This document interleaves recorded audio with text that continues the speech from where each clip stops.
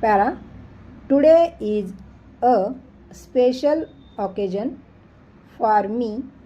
I have the privilege of addressing a large number of shareholders for the first time after we have been listed in the stock exchange.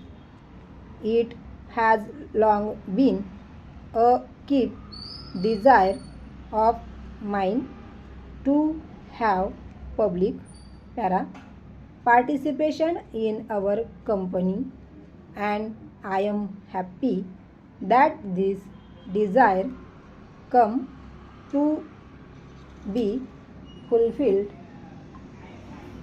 In 1979, let me take this opportunity to express to you and all those shareholders who could not make it convenient to attend the meeting today my deep sense of gratitude for the full support you have given us.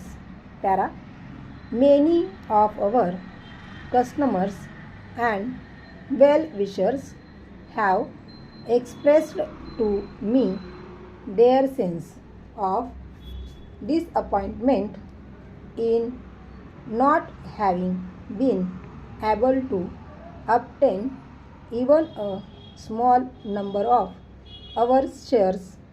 I am afraid this was unavoidable because, as you know, the public issue was oversubscribed several times and the allotment of shares was strictly in accordance with the regulations laid down by the Government of India.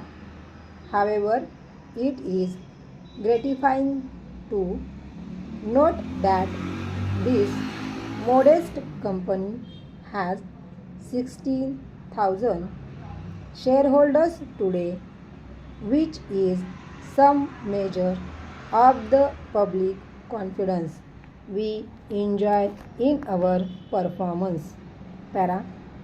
From the inception, it has always been my belief that a company based on modern technology should be in the hands of professional management. Accordingly, your company is managed by a group of efficient technical persons and professional managers, and the path of progress is open for continued success. From the details of the accounts, you would have observed that our growth has been satisfactory over stock